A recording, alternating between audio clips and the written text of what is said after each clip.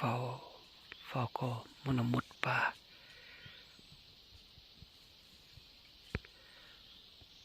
มาสวยหอน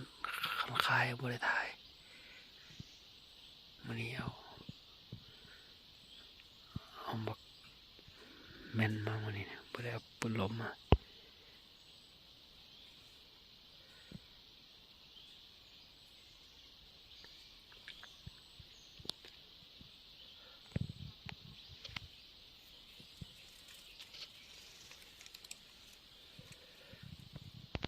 ยิงหอกแดงตกกันนะหอกแดงมีนตุกไก่บนเลยดู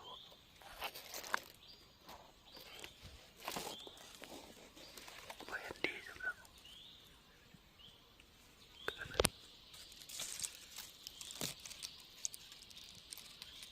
แดงๆหอกแดง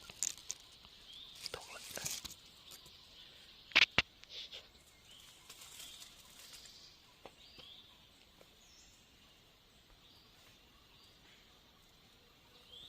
ตุกไก่กับเอามานำเปล่านี่เลยไม่เอาไอ้เกียร์อยู่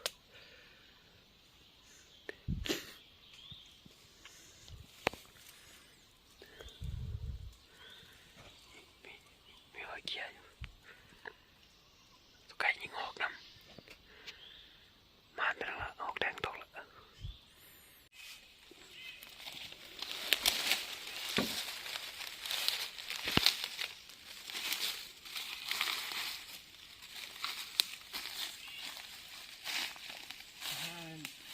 เห็นนะไปเฝ้าอยู่ระยะทางนี้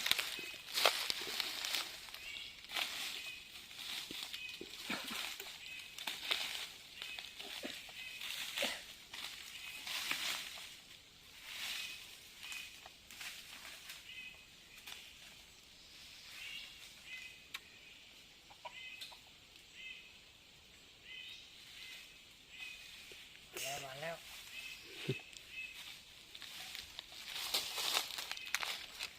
พ่อพ่อเลย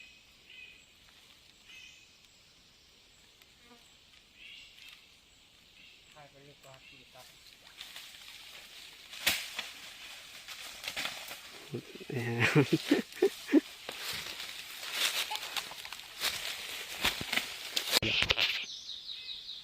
นี่แหละก็ไทยไงเขาหยุดไปได้ไหมมีคนตกหัวไทยเหรอนี่นะนี่นะ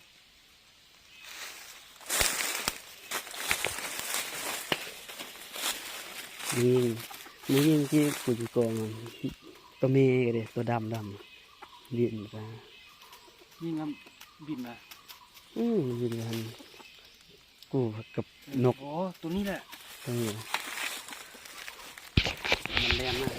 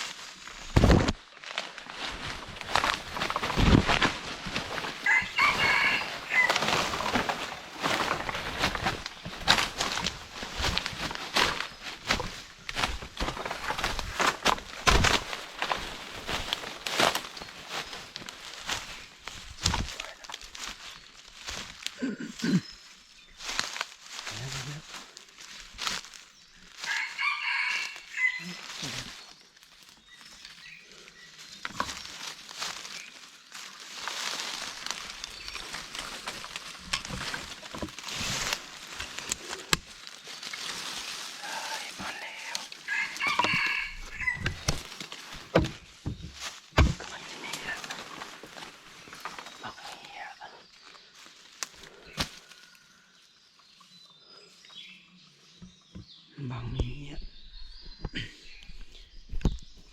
คือบ่ได้ยิงพอดีมันกำลังปีนหลังหนีอะ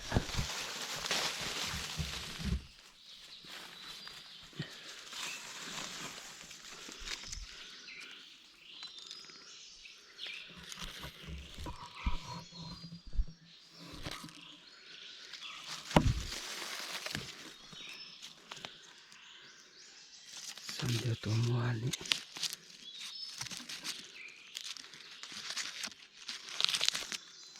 เหลือบนยาวกันนะ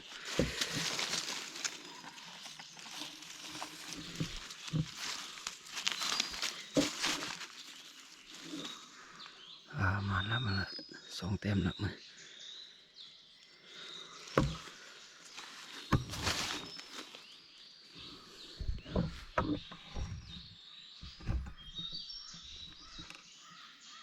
โอ้ไก่แม่แม่กำลังมา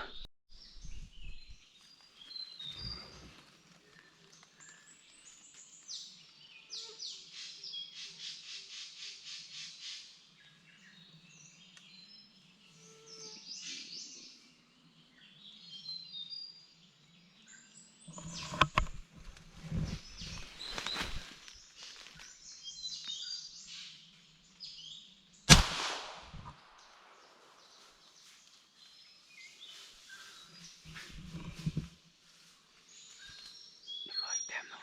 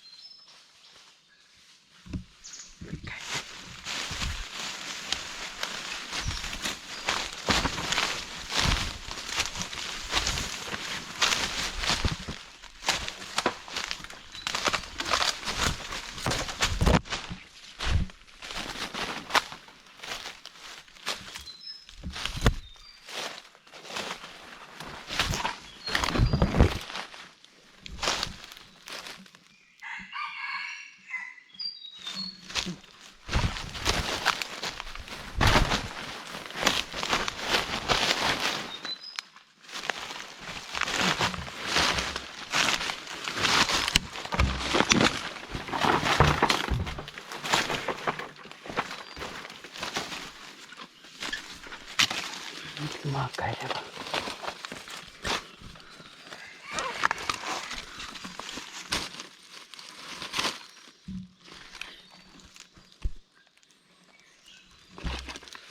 2 แต้มคนเดียวเลยก็บ่ได้ยิงหรอมานั่งบนยากมีจุดที่นี่แหละไก่แม่อีกตัวนึงอีก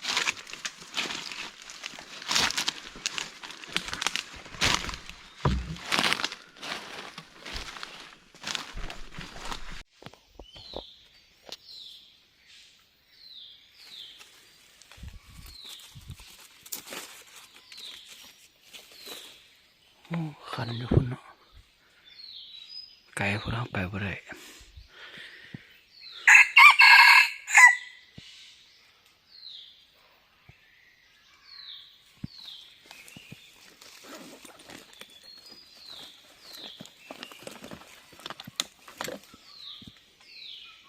เป็ด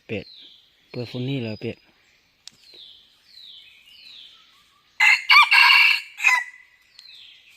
เปิดฟุ้นนี่เลยเป็ดฟ้าวุ่นแม่กำลังยังต่อไก่อยู่นะเป็ดได้ยินบ่เป็ดได้2 แต้มแล้วต่อเสายังที่ว่างอีกวันที่ 3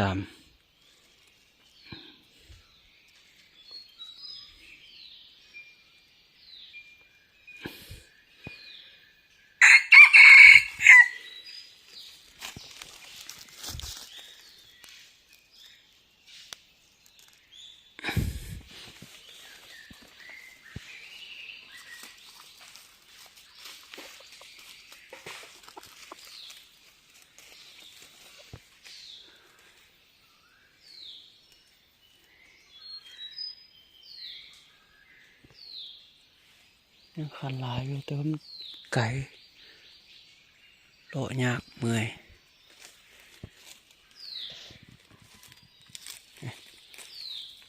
คันอยู่ที่ตัวนึงคันอยู่คนตัวนึงไก่ป่า นะครับไปตัดมะเหียอยู่พูนตัดมะเหียอยู่ลุมพูนบริมัดมันแล่นนำไปมันมามันแล่นนำมา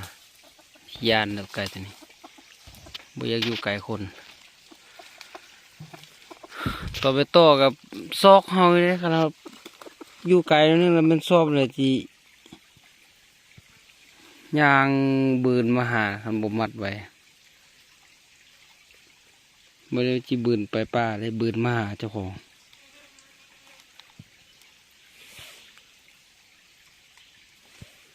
เลยมัดไว้ต่อเดี๋ยวแล่นพอแล่นนำลงไปลมพอโอ้ยพงกับน้อยพดคนบ่งามละ